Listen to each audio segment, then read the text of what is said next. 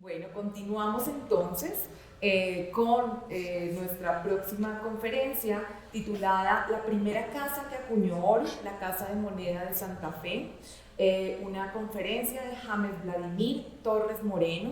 Desafortunadamente James no puede acompañarnos de manera presencial, pero tenemos su disertación para compartirla con ustedes. Me permito presentar a James. James Vladimir Torres Moreno es historiador con posgrado en economía. Obtuvo su doctorado en la Universidad de Georgetown en 2021. Sus investigaciones giran en torno a la historia económica y social de los siglos XVIII y XIX en América Latina y particularmente en Colombia, Ecuador y Venezuela. Ha publicado extensamente en temas de historia de la minería, historia monetaria, redes mercantiles y estructuras de mercado. Recientemente ha colaborado con especialistas de varias disciplinas para realizar investigaciones en historia de la ciencia, historia política e historia ambiental. Esta aproximación polivalente le ha llevado a cultivar diversas metodologías que van desde el análisis de redes al estudio de la metalogénesis de yacimientos minerales. Entonces, pues como les comentaba, no va a estar presente en el auditorio, pero nos comparte su interesante investigación. Bueno, buenas tardes a todas y todos. Muchísimas gracias a Sigrid Castañeda, a Isabel Cuellar por la invitación. Mi nombre es James Torres, yo soy profesor del Departamento de Historia y Geografía de la Universidad de los Andes y pues para mí es un placer tener la oportunidad de venir a hablar sobre estos temas de historia monetaria precisamente en el lugar donde muchas de estas historias tienen origen, que es la Casa de la Moneda. Yo he consultado durante años ya el archivo histórico de la Casa de la Moneda que está ahí en la sala de libros raros de la Luis Ángel y básicamente, digamos, lo que ha salido de ahí es una visión muy distinta de lo que nosotros teníamos de la economía colonial y de cómo la moneda interactuaba con pues la sociedad virreinal en general. Entonces, lo que yo quisiera hacer en estos siguientes 45 minutos, en esta invitación especial, que no puedo estar ahí en presencia porque estaré en otro evento precisamente sobre historia de la banca en el Banco de la República, sede Manizales. Pero bueno, espero que este video sea un abrebocas de lo que este archivo y en general el repositorio de la Casa de la Moneda sirve para historiadores, no solamente de la economía colonial, sino también en general de la sociedad virreinal. Entonces, bueno, voy a compartir sin más preámbulo mi presentación.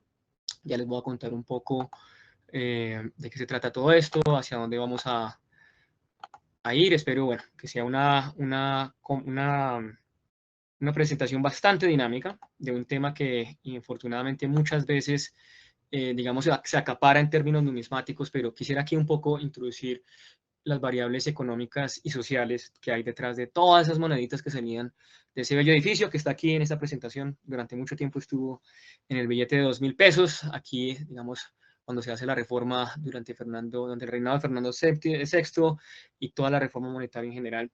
Entonces, digamos, yo titulé mi presentación Cuartillos y doblones, el devenir monetario del nuevo reino de Granada durante la era de las revoluciones. La idea es presentar un poco las características de la historia monetaria de este periodo, digamos, antes y después de la independencia, no tanto con la idea de presentar una visión enciclopédica, sino un poco estudiar las especificidades de la Nueva Granada, esa casa de moneda que está hoy al frente de la Luis Ángel Arango, por qué era especial en el contexto del imperio y sobre todo ponerla un poco en relación con su casa de moneda hermana, mucho más joven, que es la casa de moneda de Popayán.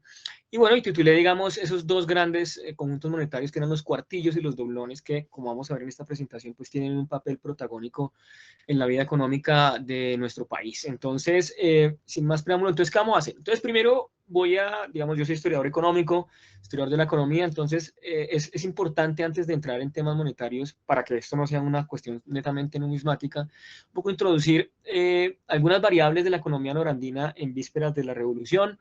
La idea es un poco presentar, pues, digamos, una visión un poco distinta, estas investigaciones que se han hecho durante los últimos 10 años, entre otras cosas, utilizando los acervos de la Casa de la Moneda, cómo nos han ayudado a forjar una visión un poco distinta de lo que, digamos, la economía colonial que pensamos hace 20, 30 años desde la nueva historia. Después vamos a ver un poco nuevas fuentes para entender el flujo de metales preciosos, es decir, esas monedas que salían de los troqueles de la Casa de la Moneda de ambas secas, hacia dónde iban, cómo circulaban, cómo irrigaban la economía local de Nuevo Reino antes de ir, por supuesto, a los mercados internacionales. En el caso de la plata, la gran cantidad terminaba en India y en China, pero el caso del oro pues terminaba circulando en varios circuitos del Atlántico, la mayor parte hacia la economía del Reino de la Gran Bretaña. Después vamos a introducir un poco la independencia, cómo la independencia cambia todos estos circuitos que están, dijéramos, jalonados por esta circulación monetaria. Vamos a entender un poco la minería, cómo la Casa de la Moneda nos permite a nosotros adentrarnos a la historia de la minería. Vamos a ver unas nuevas series que hemos construido precisamente tanto con los libros que hay aquí en Bogotá, como los que hay en Popayán, como los que hay en Sevilla, unas nuevas series de tiempo de minería. Y bueno, cómo la independencia, digamos, ese trastorno que se sufre después de 1810, cambia la forma en que los metales fluyen a través no solamente de la República de la Nueva Granada, sino también de sus dos repúblicas hermanas en Ecuador y Venezuela, porque entre otras cosas, es un llamado a entender que las monedas que circulaban en el nuevo Reino de Granada no solamente pues venían de las secas de Bogotá y de Santa Fe de Bogotá, bueno, voy a llamarla Bogotá para que nos entendamos un poco, de Santa Fe de Bogotá y Popayán, sino también monedas de otras partes del imperio, y después de la independencia, pues las monedas de Santa Fe y las monedas de Popayán empezaron a circular extensivamente en Caracas y en Quito. Entonces vamos a ver un poco ese contrapunto y bueno, espero, digamos, esta sea una exposición que demuestre un poco el potencial más allá de lo numismático que tiene esta bellísima historia de la Casa de la Moneda. Empezamos aquí con un doblón, aquí en esta presentación, precisamente, después de la reforma monetaria, cómo efectivamente pues empiezan a generarse estas monedas de altísimo valor. Bien, la estructura económica tardocolonial. El nuevo Reino de Granada tenía una especificidad muy importante, y es que era una productora de oro más que de plata. Eso la mayor parte de historiadores lo saben muy bien. Pero lo que no sabemos muy bien es que estos circuitos de oro se engarzaban con circuitos de plata que salían de México, que salían de Potosí, de Cerro de Pasco, y esos dos metales eran los que realmente eran el motor de la economía global durante los periodos de que va del siglo XVI, incluso hasta bien entrado el siglo XIX, un periodo que nosotros denominamos bimetalismo. Entonces, la Nueva Granada cobra protagonismo, es decir, los historiadores generalmente dicen que pues, esto era una economía periférica dentro de la historia del imperio, que digamos esto era una situación, una región marginal dentro de las arcas de Madrid, que en parte es cierto, pero digamos ahí oculta una parte muy importante de esa historia, y es que el Nuevo Reino de Granada era el principal productor del Imperio Español de oro, y a fines del siglo XVIII, con el declive de la producción minera en Brasil y en el occidente de África, se convierte en el principal productor de oro del mundo. Vamos a ver un poco las consecuencias de eso, pero además de eso, de sufrir un auge minero muy importante, pues la economía de la Nueva Granada también empieza a diversificar sus exportaciones, empieza a exportar algodón, por ejemplo. La Nueva Granada suple más o menos entre 40 a 60% del algodón que consumen las fábricas catalanas de textiles durante esa época. La quina empieza a competir ferozmente, digamos, con la quina que viene de los bosques de Loja. Digamos, va a haber un periodo de 10 años de exportación de quina importantísimo. Sigue la exportación de cacao a través de Cúcuta y Maracaibo hacia la Nueva España, y también, digamos, hay otra serie de circuitos más pequeños, pero no por ello menos importantes, como la exportación de cueros, de mulas hacia el Caribe. Sufre un crecimiento demográfico impresionante. Ese crecimiento demográfico llega más o menos, acá hay debates, pero lo que es claro es que, digamos, la población combinada del Nuevo Reino de Granada, es decir, de la audiencia de Santa Fe, más la audiencia de Quito, más o menos llega hacia 2 millones de personas hacia 1800, que, digamos, es importante este dato porque quiere decir que ya alcanza la población de los Andes centrales, es decir, lo que hoy es Perú y Bolivia, hacia esa época. Entonces hay una convergencia, hay un crecimiento bien importante de esa sección de los Andes. Hay una jerarquía urbana, digamos, las dos grandes ciudades es Bogotá y Quito, entre 20.000 y 30.000 habitantes. Ya vamos a ver por qué es tan importante incluir a Quito en esta historia, para digamos, la historia de la Casa de la Moneda, porque es tan importante. Hay unas ciudades intermedias, Cartagena, Socorro, Mompox, digamos, de 8.000, 20.000 habitantes. Lo importante es que aquí, digamos, esa jerarquía urbana está, ese pegamento, digamos, ese aceite que permite esas ruedas de esta jerarquía urbana, es esa especialización regional que se da a suplir el oro, digamos, de esas zonas mineras que están hacia el occidente, en Antioquia, en Chocó, en Barbacoas. Digamos que ese oro empieza a fluir alrededor de las diferentes regiones del reino a través de una serie de intercambios regionales y especialización regional. Entonces, de esta forma, pues tenemos que Socorro y Quito se especializan en producir textiles que van hacia Barbacoas, que van hacia Antioquia, que van hacia las zonas mineras del Chocó. Hay otras regiones como el Alto Magdalena que se especializan en la producción de cacao y de productos pecuarios. Están, pues, digamos, las harinas del altiplano que van hacia Antioquia, que también van hacia las zonas bajas. Y entonces, digamos, eso lo genera una serie de intercambios interregionales que cada vez más historiadores económicos pues estamos viendo, estamos calibrando cuantitativamente con métodos econométricos. Eso porque es tan importante. Es básicamente el hecho de que la geografía no era un obstáculo para que hubiera una integración regional bien, bien importante desde muy temprano, ¿vale? Y también hay unas conexiones policéntricas. Este virreinato también es especial, no solamente porque produce oro, sino también porque buena parte de ese oro no sale a través siempre de Cartagena, que siempre es la historia que nos han contado, sino tiene una serie de conexiones policéntricas que van desde Maracaibo hasta Guayaquil, y que, bueno, en estas investigaciones precisamente que voy a mostrar en un momento, pues nos permiten ver que un 20% de ese oro que se produce en el Nuevo Reino sale de manera legal por Quito hacia Lima. Entonces Lima absorbe casi el 20% de la producción de oro del Nuevo Reino de Granada, lo que es bien, bien importante. Ya vamos a ver por qué eso sucede. Maracaibo es el segundo puerto más importante hacia fines del siglo XVIII del Nuevo Reino. Eso también es importante. Entonces, digamos, tenemos una economía bastante dinámica, que está creciendo, que tiene conexiones distintas a través de diversos puertos, que están en competencia entre sí, que se genera una jerarquía urbana bien fuerte, un virreinato además cuya población está creciendo, y un aspecto que no mencioné acá, pero que es importante tenerlo en cuenta, es un crecimiento que está jalonado por el sector mestizo, es decir, aquella población que no se identifica en los censos ni como españoles ni como indígenas. Entonces eso va a tener eso le va a dar una identidad, una personalidad histórica, diría Jaime Jaramillo, digamos, a este reino que es bien, bien importante. Entonces, bueno, yo les decía a ustedes un poco este dato que es bien, que no es menor, es el hecho de que en la Nueva Granada, digamos, a medida que el siglo XVIII va transcurriendo y a medida que vamos entrando a la época de la independencia y los primeros años de la República, pues la Nueva Granada se convierte en el principal productor de oro del mundo, por encima de Brasil y por encima, digamos, de otros productores pequeños alrededor del mundo. Incluso, digamos, antes del Gold Rush en California en los años 50, pues tenemos que, digamos, la producción aurífera global está sostenida por tres grandes pilares, que es Rusia y la Nueva Granada. Entonces uno entiende desde muy temprano por qué los ingleses, particularmente a principios de los 20, pues extienden estos grandes préstamos digamos, al gobierno colombiano, y sobre todo esas discusiones en la prensa, en el Times, por ejemplo, sobre la necesidad de buscar la forma en que la minería neogranadina responda más rápidamente en un momento en el cual pues Gran Bretaña está, después de 20 años durante las guerras napoleónicas, en los cuales no pudo garantizar la convertibilidad de sus billetes, es decir, los billetes circulaban básicamente sin respaldo. Entonces, en 1821, Gran Bretaña decide volver al respaldo del patrón oro. Y bueno, digamos, la Nueva Granada es importantísima a nivel global en ese sentido. Entonces, esos doblones, esas monedas que están saliendo de la Casa de la Moneda, pues se encuentran, digamos, en estos circuitos internacionales un mercado bien, bien importante. A pesar, claro está, digamos que la independencia pues trajo unas consecuencias bien importantes en el nivel de producción minera. Bien, entonces, un poco después de ver esto, digamos, este panorama grande sobre la economía neogranadina, sobre por qué es importante estudiarla, vamos a ver un poco la estructura de esa minería y por qué esa minería fue capaz de generar, digamos, estos eslabonamientos, digamos, estas comunicaciones interregionales de las que les hablaba, y de que, digamos, estas nuevas investigaciones han podido efectivamente calibrar. Como yo les decía, bueno, digamos, es una economía rica en oro, pobre en plata, pero efectivamente, digamos, en el marco de un sistema bimetálico, digamos, eso genera una serie de intercambios de ambos metales a través de todo el imperio.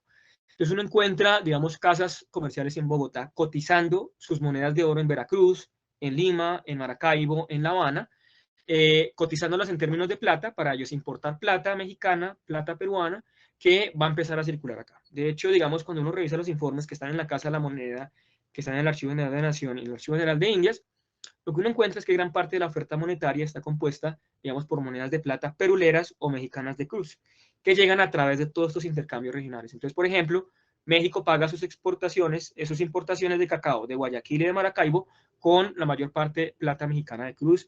Lo mismo hace, dijéramos, todo ese sistema bimetálico que hay entre Quito y Lima de intercambio de doblones neogranadinos por monedas potosinas y monedas de Lima, digamos, que terminan yendo a circular en el norte de los Andes.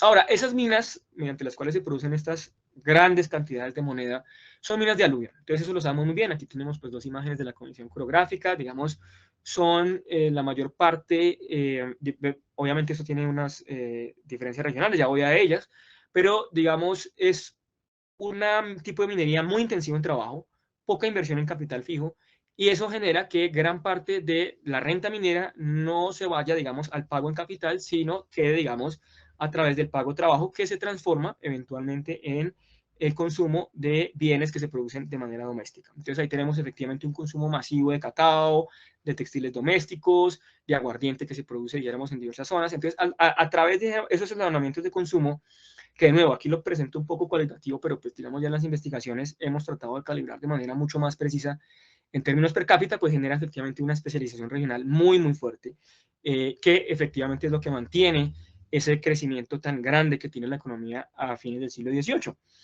Hay dos grandes cinturones mineros, uno es del Pacífico y otro de Antioquia, y hay diferencias en mano de obra y composición de los minerales. Entonces, por metalogénesis, es decir, ese proceso largo de millones de años en que pues, se crean los depósitos minerales, los depósitos antioqueños son depósitos un poco más jóvenes, con una erosión más baja, entonces quiere decir que la ley del oro, es decir, la calidad del oro es un poquito menor, porque no ha sufrido tanta erosión a medida que baja de las montañas al lecho de los ríos, pero además de eso, pues viene combinada con plata.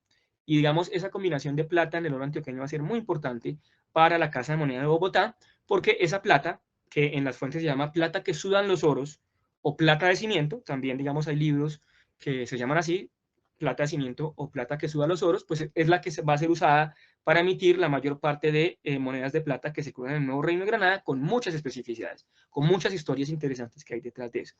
En cambio, digamos, la minería del Pacífico tiende a producir oros de muy alta calidad, le llamaban oros dulces, y algunas zonas, digamos, oro mezclado con platino, digamos que era un metal muy importante, digamos, en estos tempranos periodos de la Revolución Industrial, pero sobre todo era un metal que estaba grabado por la corona. Entonces hay un texto de Chris Lane muy importante, los invito a leerlo, que digamos, eso hace parte de otra historia, pero digamos, ese metal, ese platino, no se convertía en monedas ni circulaba de manera interna, como si sucedía con la plata antioqueña.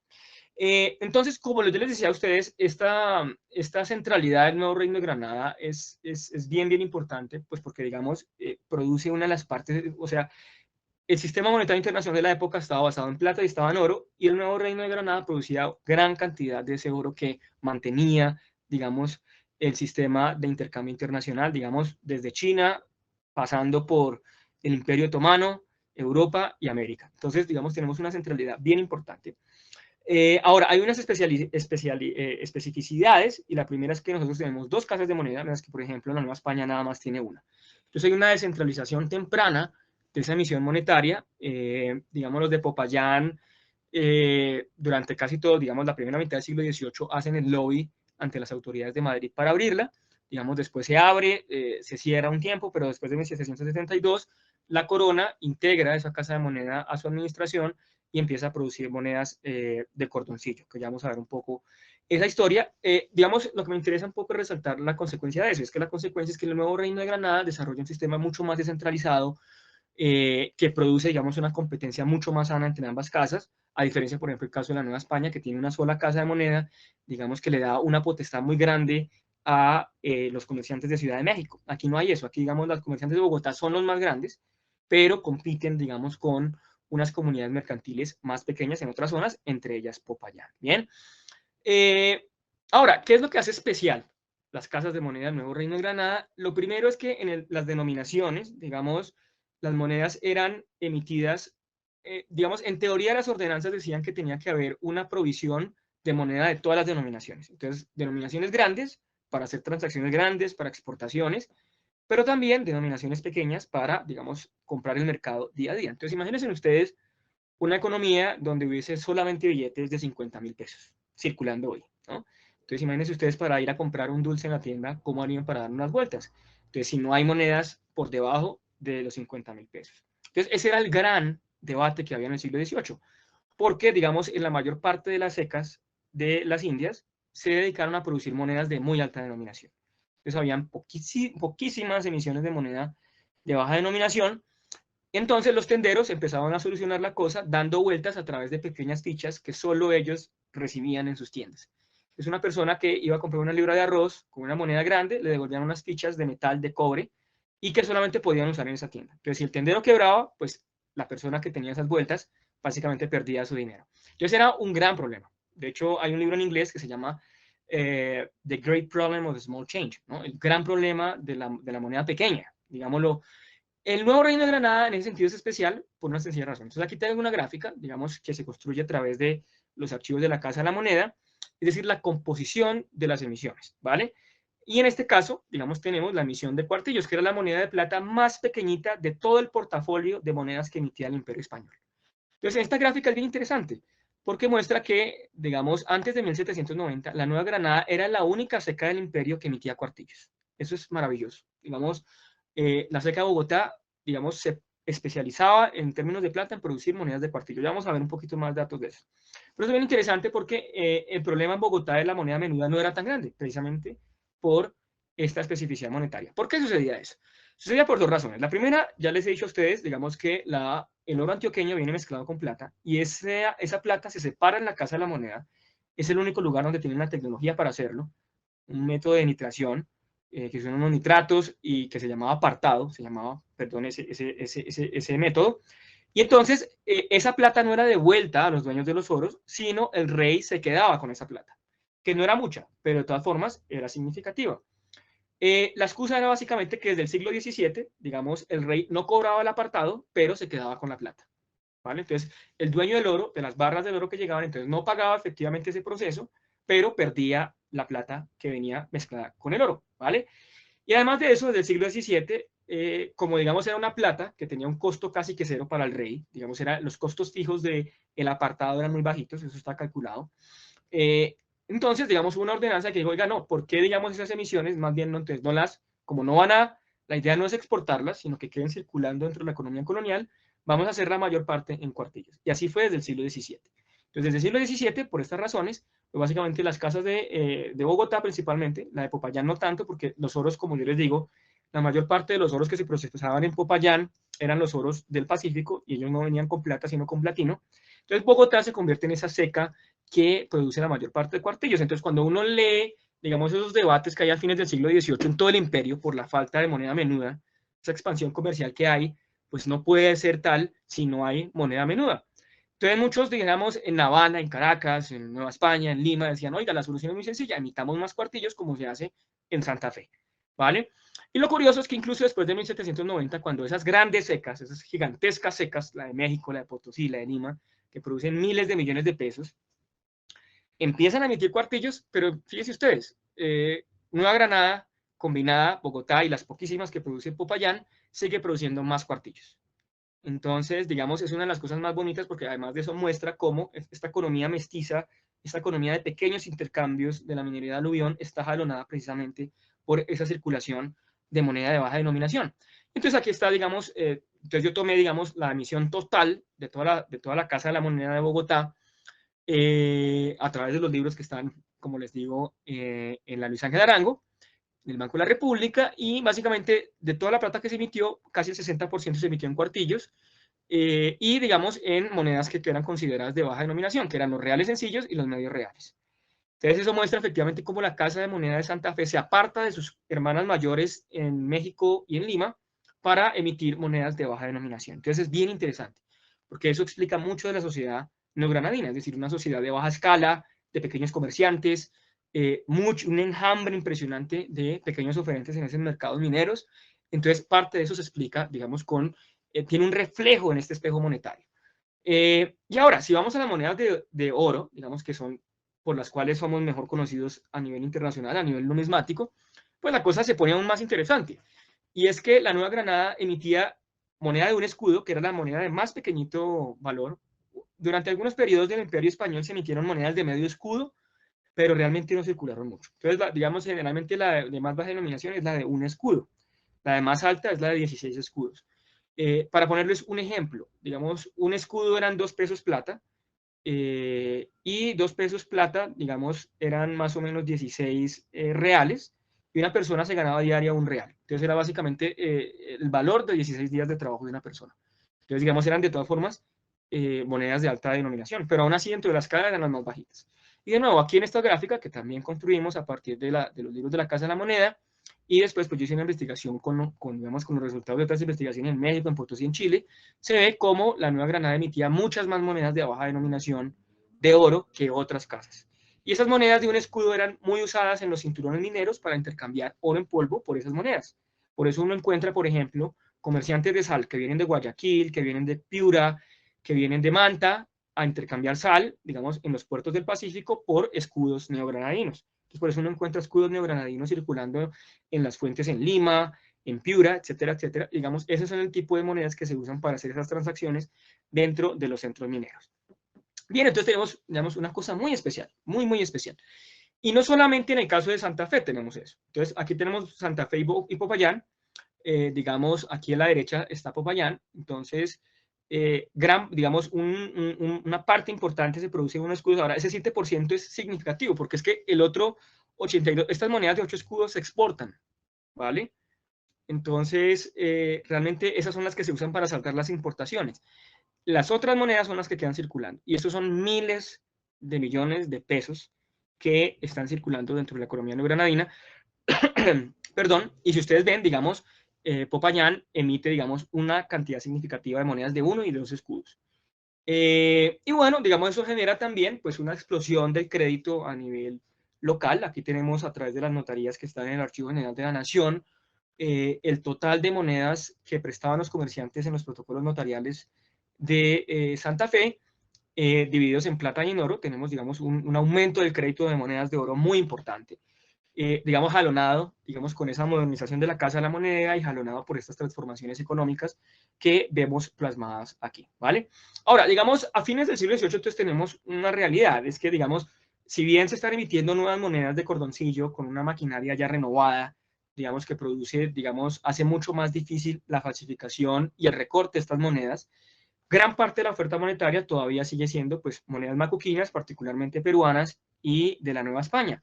Entonces, eso va a estar siempre ahí, digamos, este problema de la circulación dual. Digamos, hay una ley en economía que es la ley de Gresham, digamos, que básicamente lo que señala es que precisamente estas monedas van a estar circulando mucho más que estas, precisamente pues porque estas tienen un valor facial igual que estas, pero pues obviamente tienen un peso mucho menor que estas y un valor intrínseco mucho menor que estas monedas modernas. Entonces vamos a tener siempre un problema monetario, pero de nuevo, digamos, dada la estructura de la economía neogranadina, digamos, aquí las quejas de, digamos, la falta de moneda menuda, digamos, la incidencia de la moneda macuquina, pues solamente las vamos a ver bien, digamos, casi hacia 1810, digamos, unas quejas ya de carácter macro, ¿vale?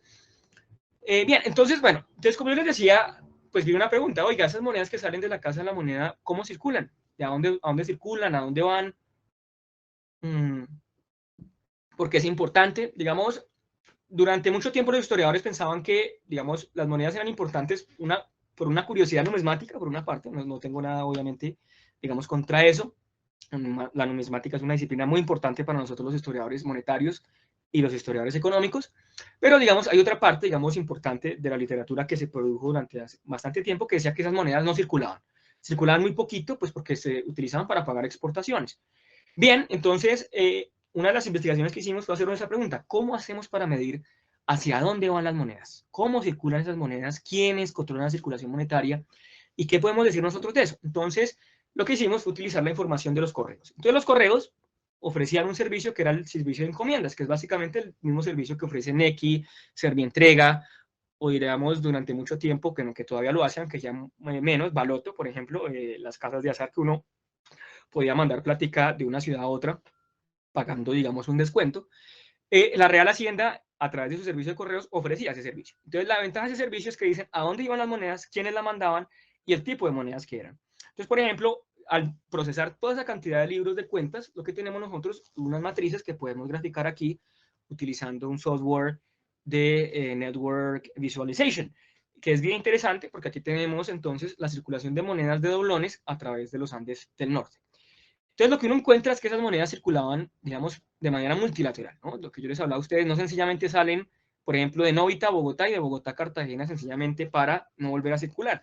Lo que tenemos es que esas monedas circulan de manera profusa dentro de una serie de, digamos, nodos, lo que hacen es estimular el crecimiento de la economía regional. Entonces, no es cierto, digamos, que la minería se hace un típico enclave, es decir, una actividad que no tenga mucha relación con la economía que lo rodea.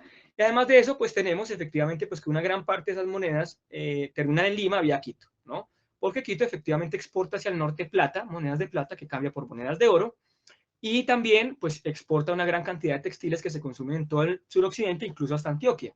Lo mismo pasa con Guayaquil. Guayaquil efectivamente absorbe una cantidad importante de monedas de oro a través de su comercio de sal, a través del comercio de vinos, y a su vez pues lo exporta hacia Lima.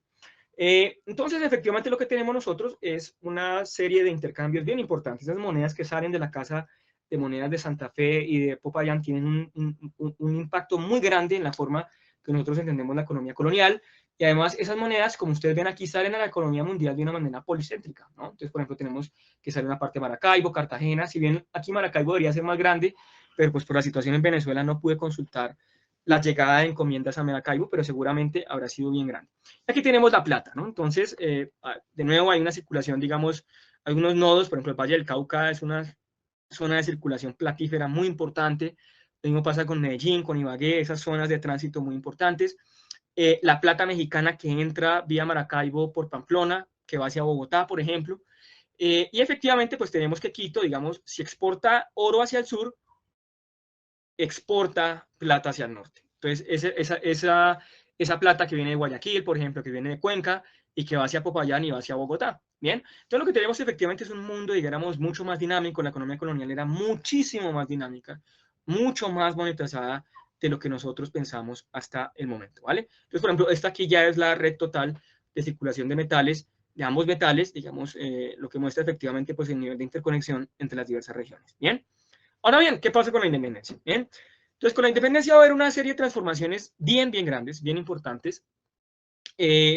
Y sobre todo, pues digamos que esto es importante tenerlo en cuenta. Generalmente vemos los 20, 30 años después de la independencia como un periodo de estancamiento económico. Mucho caos, mucho conflicto político. En fin, digamos, eso ha generado una polvareda muy grande alrededor de la situación económica de esos años. Y ni qué decir de la situación monetaria, porque se suele pensar que el derrumbe del Imperio Español llevó pues a una heterogeneidad monetaria por una cuestión que ya veremos ahorita, pero sobre todo, pues, digamos, ha llevado más a un análisis más bien cualitativo de lo que está pasando con la moneda y con la economía.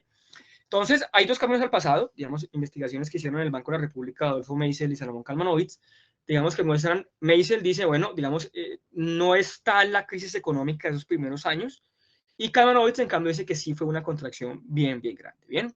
Entonces, tenemos aquí algunos indicadores, entonces, digamos, tradicionalmente se había visto que el PIB había disminuido un 20%, el comercio exterior un 40%, la minería un 40%, la agricultura un 30%, digamos, asociada, digamos, a todo este proceso del colapso, pero, digamos, nuevos datos de PIB de Meisel, por ejemplo, muestran que, digamos, ese estancamiento de 20% per cápita no es tal, es mucho menor a él.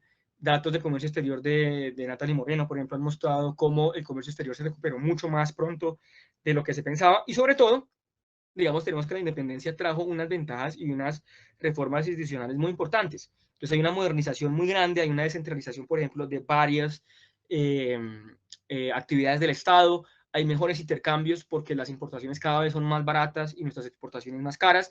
Entonces, en fin, lo que yo quisiera decir con esto es que, digamos, ha habido un cambio de visión bien distinto, digamos, de esas primeras décadas de la República que se veían como unas décadas de crisis, unas décadas, digamos, de contracción, a una década más de reajuste, ¿no? Digamos, de reformas claves, que es muy importante tener lo que se hizo en los 30, en los 40 del siglo XIX, para entender lo que viene después, ¿vale?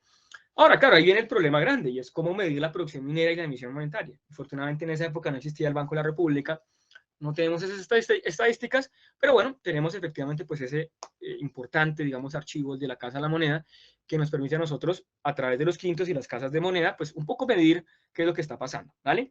Ahora, hay problemas también con eso, ¿no? Está el contrabando, pues porque no todos llevaban sus oros y platas a las fundiciones, digamos, no todos eran leales vasallos ni ciudadanos de la República pagando impuestos, digamos, hay un segmento de la población que no lo era, ni lo es hoy tampoco. Y también hay un problema institucional mucho más grave, que es la creación de la Casa de Moneda de Quito, como les decía a ustedes. Pues Quito siempre durante el periodo colonial quiso tener su propia Casa de la Moneda para absorber el oro de Barbacoas y el oro de parte, digamos, de esa expansión que hay en las tierras bajas hacia lo que es el departamento del Cauca, me estoy refiriendo a Guapi particularmente. Entonces, esas son las mineras que están expandiéndose. Quito quiere absorber eso, y una vez obtiene su independencia, digamos, cuando colapsa la Gran Colombia, entonces lo que hay efectivamente es una hemorragia de oro que va, digamos, que antes iba a Popayán, que antes iba a Bogotá y que ahora va a Quito. Entonces eso es muy importante porque, digamos, los historiadores colombianos que solo hacen historia de Colombia, entonces no tienen en cuenta lo que va a Quito, entonces piensan que efectivamente, por ejemplo, que utilizando los datos de Popayán, piensan que, digamos, los primeros años de la vida independiente en esa zona, pues es de una crisis generalizada, digamos, del proceso de crisis de la esclavitud, etcétera, etcétera. Y no, lo que pasa es que gran parte de ese oro va ahora a la Casa de Moneda de Quito y gran parte de ese oro va, digamos, a través de casas comerciales que ahora están con centro en Valparaíso. Entonces, eso es un cambio de perspectiva, digamos, porque entonces nace una nueva hermanita a estas casas de moneda colombianas, en Bogotá y en Popayán, le nace una hermanita pequeña que necesita ser alimentada y necesita ser alimentada, digamos, de esos oros de el Pacífico. Ahora, eh, digamos, nosotros el trabajo de Barriga Villalba, que es, digamos, es un trabajo clásico muy importante porque se tomó en serio eso de medir la producción minera y la producción monetaria, digamos, un trabajo muy juicioso. Sin embargo, no se ha replicado lo mismo para Popayán. Digamos, para Popayán hay varias series de tiempo. eh, por ejemplo, Céspedes del Castillo hace unas.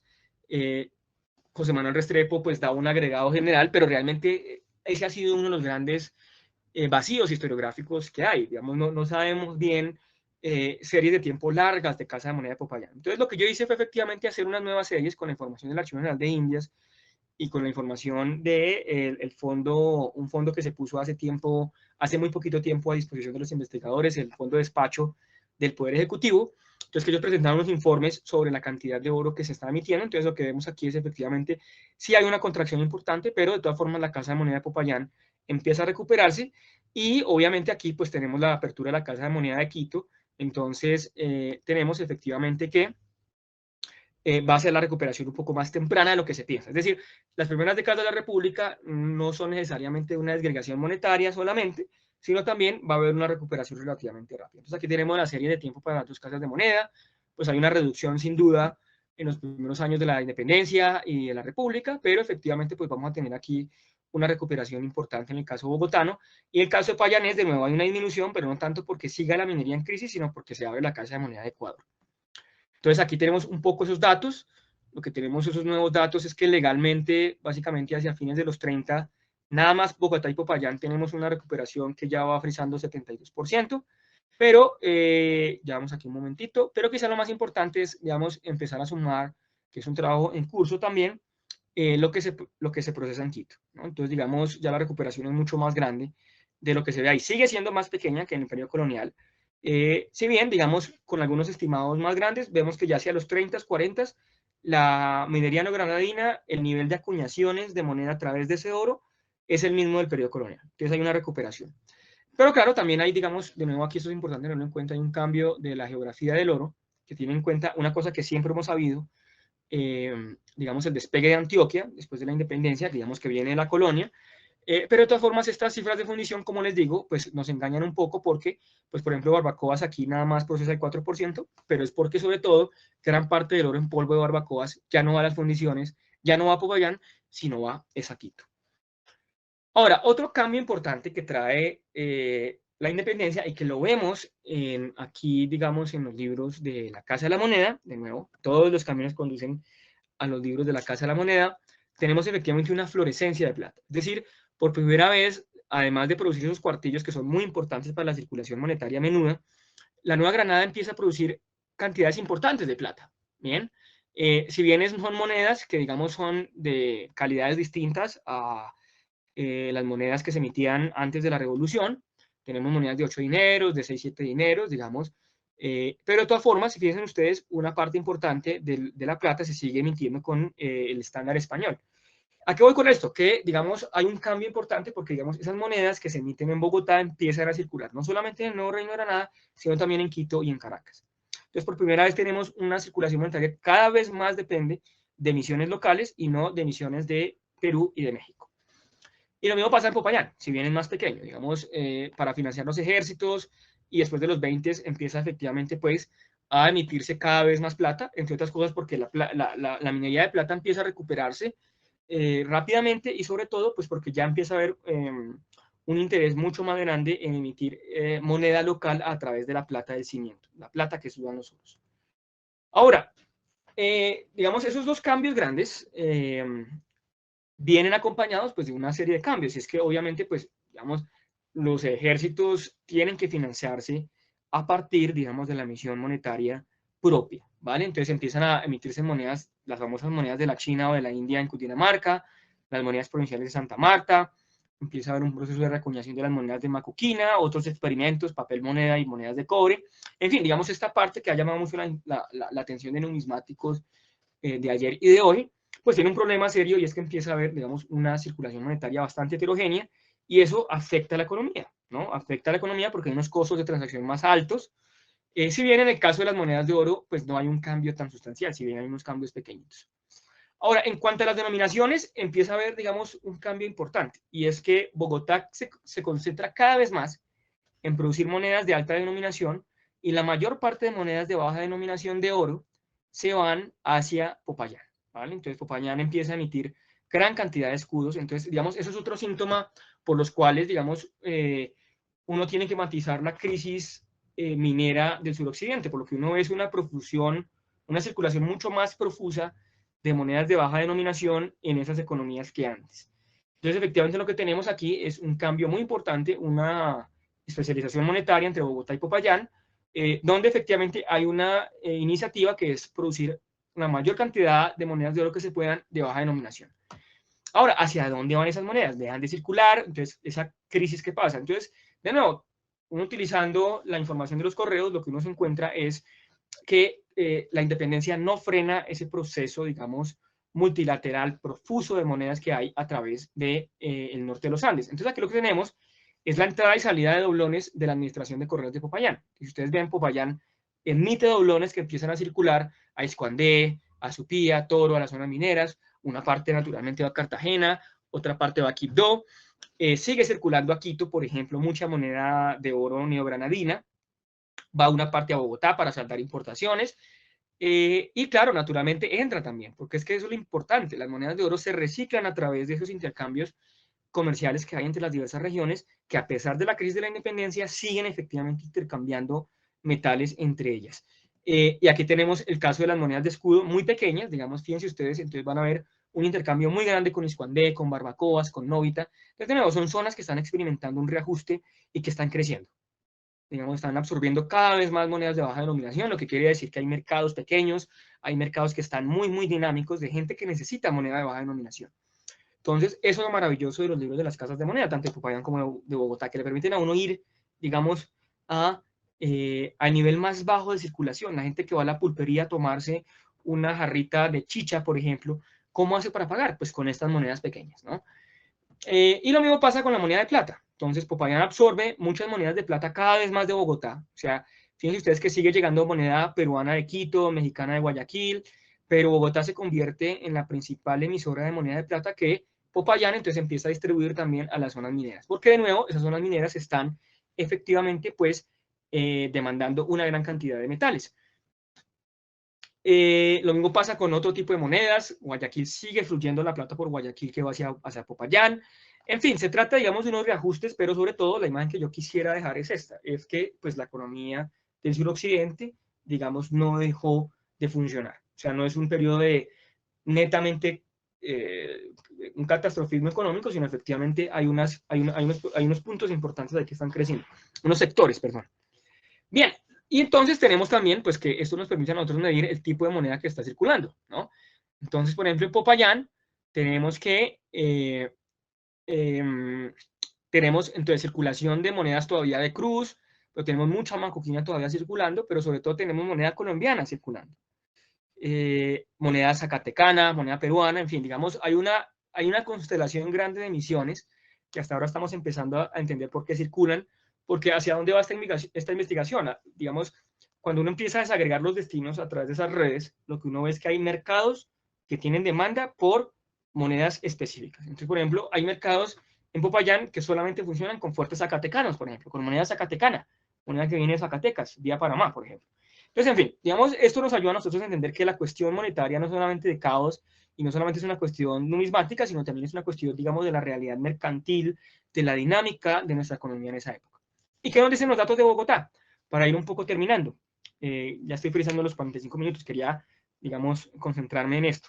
Entonces, Bogotá efectivamente, pues digamos, una de las razones por las cuales Bogotá es tan central y ha sido en la jerarquía urbana la única continuidad desde el siglo XVI hasta hoy, es precisamente su centralidad monetaria y por transitividad financiera, ¿no? Entonces, Bogotá efectivamente lo que hace es absorbe monedas de oro, emite monedas de oro y las, digamos, las esparce a través de la economía colombiana. Digamos, no todo se va directamente a Cartagena, hay una cantidad impresionante que va a Cúcuta, que va a Santa Marta, que va a Coyaima, que va a Marinilla, en fin, digamos, es una circulación monetaria muy profusa que hay dentro de los límites de lo que era la antigua Colombia.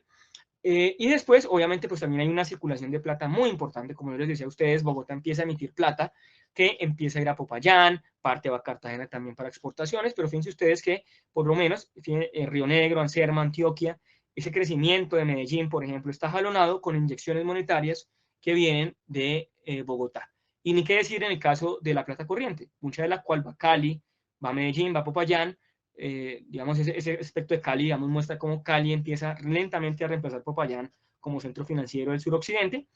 Y naturalmente, pues tenemos que, al igual que en Popayán, pues tenemos una profusión de tipos de monetarios, fuertes chinos, pesetas de cordón, etcétera, etcétera, que están circulando y que pues tenemos que ampliar esa investigación para nosotros entender un poquito más eso qué impactos sociales tiene en la economía. Bien, consideraciones finales y termino, digamos, con una bella foto que está publicada en el Banrep de la Casa de la Moneda a principios del siglo XX, para un poco ver ya en los últimos minutos a qué llegamos. Entonces, lo primero es que la economía colonial era mucho más dinámica de lo que nosotros pensábamos, habían ciclos, ¿verdad? Y que la economía republicana temprana hay que estudiarlo en serio, no es sencillamente un periodo, digamos, de pelea de caudillos, de crisis política, crisis monetaria, sino efectivamente tiene unas dinámicas que tenemos nosotros que entender para entender la economía monetaria de largo plazo de nuestro país, ¿vale?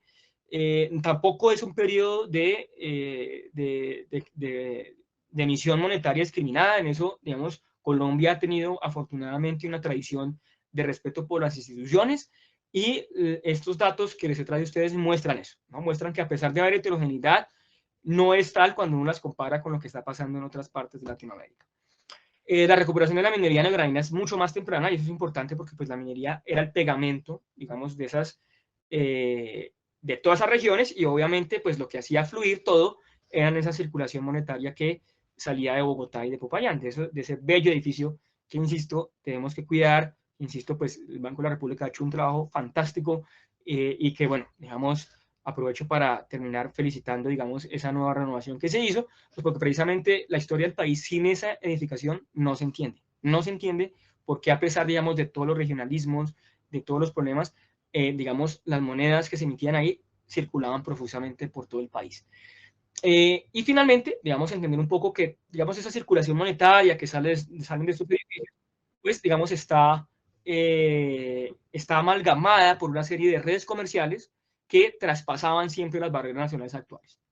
Entonces, para uno estudiar las casas de moneda, para uno estudiar la circulación monetaria en el Nuevo Reino de Granada, de la República de la Nueva Granada, de Colombia, digamos, de la Primera República de Colombia, tenemos que dejar de mirarnos el ombligo y tenemos que tomar en serio lo que pasa en Caracas, lo que pasa en Quito y sobre todo, digamos, esas especies monetarias que vienen de la Nueva España y del Perú. Bien, bueno, muchísimas gracias de nuevo. Agradezco una vez más la invitación a compartir un poco estos datos económicos y bueno, yo la verdad espero que pues estén pasando un momento bien agradable en este ciclo académico sobre la Casa de la Moneda y bueno, digamos, infortunadamente no puedo recibir las preguntas, pero digamos a través de correo electrónico estaría encantado de solucionar las dudas que ustedes tengan. Bueno, buena tarde y buen día. Muchas gracias.